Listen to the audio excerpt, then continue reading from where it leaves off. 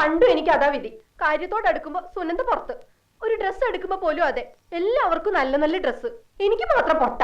പഠിക്കാനാണെങ്കിൽ 24 മണിക്കൂർ പഠിപ്പന്നെ പഠിപ്പന്നെ പഠിപ്പ്. എന്നിട്ട് BEd റിസൾട്ട് വന്നപ്പോ ഞാൻ തോറ്റു. ഇളിക്കണ്ട. അതുപോലെ തന്നെ എന്റെ കല്യാണം.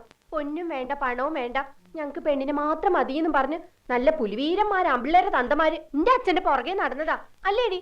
എന്നിട്ട് എനിക്ക് കിട്ടിയതോ ഒരു കോന്തൻ. ഞാനിത് കേക്കണം, അത്രയ്ക്ക് ഞാൻ തന്നെ സ്നേഹിക്കുന്നുണ്ട്. അത് വെറുതെ പറഞ്ഞതല്ലേ എങ്ങാരേട്ടാ? എന്നാൽ ഇങ്ങനെയൊക്കെ പറയാവോ സുനന്ദേച്ചി? ഞാൻ എന്റെ സങ്കടം കൊണ്ട് പറഞ്ഞതാ സുരേഷേ. നിനക്കറിയാലോ, അമ്മയ്ക്ക് സുഖമില്ലാന്ന് അറിഞ്ഞപ്പോ ഞാൻ എന്റെ വീടും കുടുംബവും ഇട്ടെറിഞ്ഞു ഒരു കൊല്ലം ഇവിടെ വന്ന് നിക്കണം. കഴിഞ്ഞ 7 ദിവസമായി ഒരു മോളെ കണ്ണ് ഞാൻ അടച്ചിട്ടില്ല. അങ്ങനെ നോക്കിയതാ ഞാൻ എന്റെ അമ്മയെ.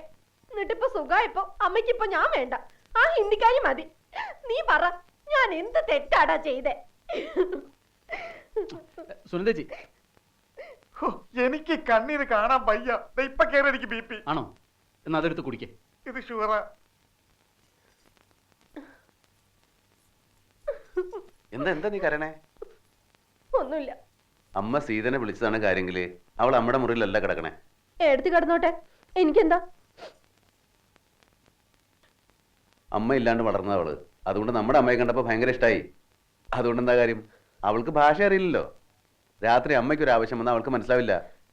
പിന്നെ എത്രയായാലും അവള് മരുമോളല്ലേ, നിന്റെ അത്ര ഒക്കുവോ? ഏട്ടനത് മനസ്സിലായല്ലോ, എനിക്കത് മതി. എന്റെ ഏടത്തി, എനിക്ക് ഏടത്തിയോട് ഒരു വിഷമവും ഇല്ല കേട്ടോ. ഏടത്തി കുറച്ചു ദിവസമല്ലേ ഇവിടെ ഉണ്ടാവൂ.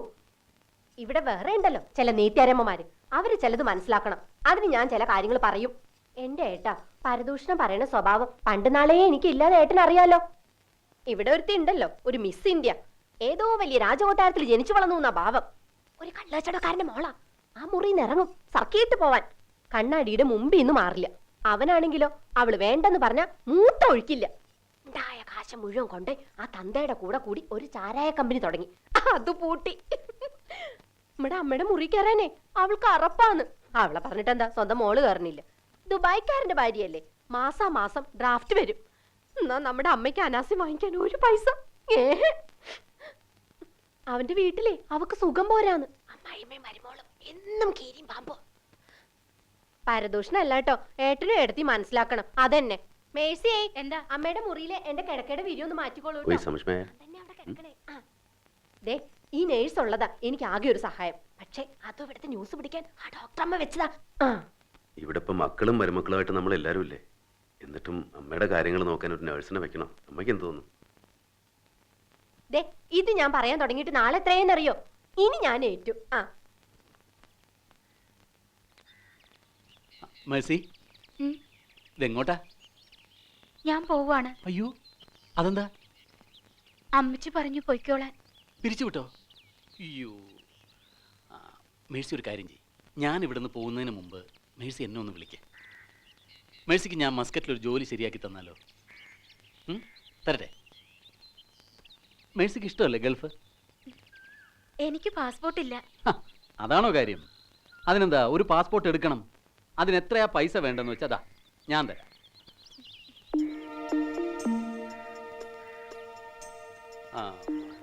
എൻ്റെ കൈ കാർഡില്ല, ഇവിടെ വിളിച്ചാ മതി. ഞാൻ പോട്ടെ. ഓ,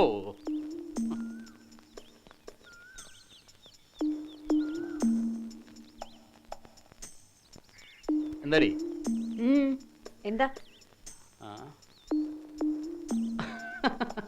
എന്തിനാ നിനക്ക് ഈ വേണ്ടാത്തൊരു ഗൗരവം? ഞാൻ നിനക്ക് നല്ലൊരു സാധനം കൊണ്ടുവന്നിട്ടുണ്ട്. എന്താണെന്നറിയാവോ? എന്താ? ഒരു സ്പ്രേ. നല്ല മണ ആണോ? എന്നാലേ എനിക്ക് വേണ്ട.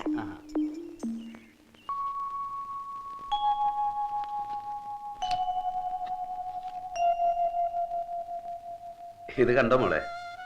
അച്ഛൻ പണ്ട് വലിച്ചിരുന്ന സിഗരറ്റാ, പാസിംഗ് ഷോ. ഈ സൈക്കിൾ അച്ഛൻ്റെ ആണോ? അത് ചെറിയച്ഛൻ്റെ കുട്ടി സൈക്കിൾ, അത് അച്ഛൻ്റെ സൈക്കിൾ. ഇതൊക്കെ അച്ഛൻ്റെ പുസ്തകങ്ങൾ. അതിനകത്ത് വേറൊരു സാധനം ഉണ്ടായിരുന്നല്ലോ അച്ഛൻ്റെ കയ്യിൽ. കണ്ടോ?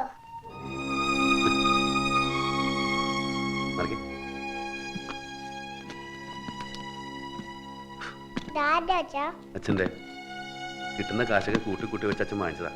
അയ്യോ, ഇതാരും ചീത്തയാക്കിയേ?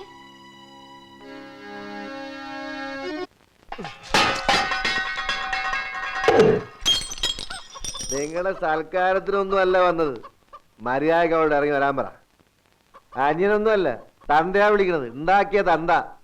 തന്ത എന്താ സംശയം ഉണ്ടോ നിങ്ങക്ക്? അപ്പൊ സംശയം ഉണ്ടല്ലേ? ഓ എന്റെ സദാനന്ദ, നീ വേണ്ടാത്ത വർത്തമാനം പറയണ്ട. അവള് പഠിക്കല്ലേ, പഠിപ്പ് മുടക്കിട്ട് എന്തിനാ അവളെ അങ്ങോട്ട് കൊണ്ടുപോകണം? പഠിച്ച് തള്ളയുടെ പഠിപ്പ് പഠിപ്പിക്കാനല്ലേ? എന്റെ മോളാണെങ്കി ഞാൻ കൊണ്ടുപോകും. ഒരുത്തരും എന്നെ തടയില്ല. എടേ സുജേ, അപ്പൊ വിളിച്ചാ വരും. ഉടുപ്പ് തുണിയൊക്കെ എടുത്ത് വേറെ എങ്ങടി എങ്ങടാന്ന്? നമ്മുടെ വീട്ടിലേക്ക്. 100 പ്രാവശ്യം ഞാൻ പറഞ്ഞിട്ടുണ്ട് എന്റെ വീട് ഇതാ. നിങ്ങളുടെ ഭാര്യയുടെ മക്കളുടെ തൊഴിൽ തീരുമാനം വീട്ടിൽ ജോലിക്ക് വേറെ ആളോ നോക്ക്. ഈ തന്ത എത്താ പിന്നെ നീ തെണ്ടും. ഏത് പാട്ടി നോക്കൂടി നിന്നെ? ഒരു പട്ടി നോക്കണ്ട, ഞാൻ ജീവിക്കും. ഓ ജീവിക്കാലോ. അതിനുള്ള വഴി കാണിച്ചു തന്നിട്ടല്ലോ തള്ള. അതാ വഴിയെങ്കിൽ അത്, എന്നാലും ഒരുത്തനെ ബുദ്ധിമുട്ടിക്കില്ല.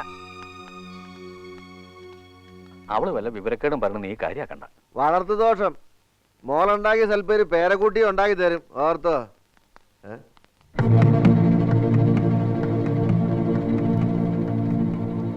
പ്രേമയെ കല്യാണം കഴിച്ച ആളാ, പോലീസുകാരനാ. സുജയെ കൊണ്ടുപോകണമെന്ന് പറഞ്ഞ ഇടയ്ക്ക് വരും. അവൾക്കാണെങ്കിൽ കണ്ണു നേരെ കണ്ടുകൂടാ. വായ തോന്നി ഇതൊക്കെ പറയും. ഇന്ന് ഇത്തിരി ഭേദമായിരുന്നു. ഇരിക്കെ. അവൻ പറയണതൊക്കെ ഒരു പൊട്ടനെ പോലെ കേട്ട് ഞാൻ അങ്ങോട്ട് സഹിക്കും. എന്തെല്ലാം ദോഷമുണ്ടെങ്കിലും അച്ഛന്ന് പറയാൻ ഒരാളുണ്ടല്ലോ, അതിന് ഇത്രയെങ്കിലും സഹിക്കണം. പ്രേമ ഇപ്പൊ എവിടെയുണ്ട് ശ്രീധരമാമ? നിനക്ക് വേറൊന്നും ചോദിക്കാനില്ലേ? അല്ല, എനിക്കറിയണം. അവള് ജീവിച്ചിരിപ്പുണ്ടോ അതോ മരിച്ചോ? മരിച്ചിട്ടുണ്ടാവില്ല. മരിച്ചാൽ പിന്നെ ശവത്തിന് വില പറഞ്ഞ് വിൽക്കാൻ പറ്റില്ലല്ലോ. അത് എത്തിച്ചേരാണ്ടിരിക്കൂ. അവൾക്ക് എന്താ ശ്രീധരമാമ ഇങ്ങനെയൊക്കെ തോന്നിയത്? എന്നോടാ ചോദിക്കണേ. ഏച്ചു കെട്ടിക്കൊടുത്തൊരു ബന്ധം പൊട്ടിച്ചു പോവാൻ എന്താ വിഷമം? വെറുതെ ഒരു പോലീസുകാരുടെ തല്ലു കൊള്ളണ്ടാന്ന് വിചാരിച്ചു കാണും. ആ കുട്ടിയുടെ കാര്യങ്ങൾ ആലോചിക്കണ്ടേ? ഒരുപാട് കാര്യങ്ങൾ മനഃപൂർവ്വം മറന്നു കളയാ. ഒന്നും ഓർമ്മിപ്പിക്കണ്ട എന്നെ. ഞാൻ നാട് വിട്ടത് പ്രേമയെ ചതിച്ചിട്ടാണെന്ന് ശ്രീധരമാമ വിശ്വസിക്കുന്നുണ്ടോ? വേണ്ട, പോട്ടെ. അതൊന്നും സംസാരിക്കണ്ട നമുക്ക്. എനിക്ക് സംസാരിക്കണം. രണ്ട് പേരോട്. ഒന്ന് ശ്രീധരമാമയോട്, പിന്നെ എൻ്റെ അമ്മയോട്. മനസ്സുകൊണ്ട് പോലും ഞാൻ അവളെ വേറൊരു രീതി കണ്ടിട്ടില്ല. സുനന്ദയും ഗീതയും പ്രേമയൊക്കെ എനിക്കൊരുപോലെയായിരുന്നു. സത്യം, നാട് വിടുമ്പോ ഞാൻ അറിഞ്ഞിരുന്നില്ല അവള് ഗർഭിണിയായിരുന്നു. നീ പറഞ്ഞാൽ ആരും വിശ്വസിക്കില്ല. ഇന്നും നുണയനല്ലേ? അവളോട് ആരും ചോദിച്ചുമില്ല. കണ്ണുകൊണ്ട് കണ്ടത് പിന്നെ എന്തിനാ ചോദിക്കണേ? പക്ഷെ സത്യം ഞാൻ അറിഞ്ഞു. ഞാൻ മാത്രമല്ല, നിന്റെ അച്ഛനും അമ്മയും അറിഞ്ഞു. ഇന്ന് ഞങ്ങൾ 3 പേര് മാത്രമേ അറിഞ്ഞിട്ടുള്ളൂ. അച്ഛൻ അറിഞ്ഞിരുന്നു അല്ലേ?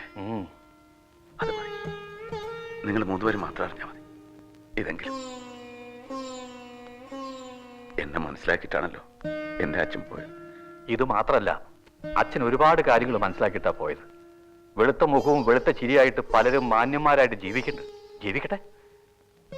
നമ്മളൊക്കെ വിഡ്ഢികളെ പോലെ കഴിയുക, ഒന്നും അറിയാത്ത മാതിരി. നീ ഇങ്ങനെ ആയിപ്പോയില്ലെന്ന് സങ്കടം മാത്രമേ ഞങ്ങൾക്കൊക്കെ ഉള്ളൂ.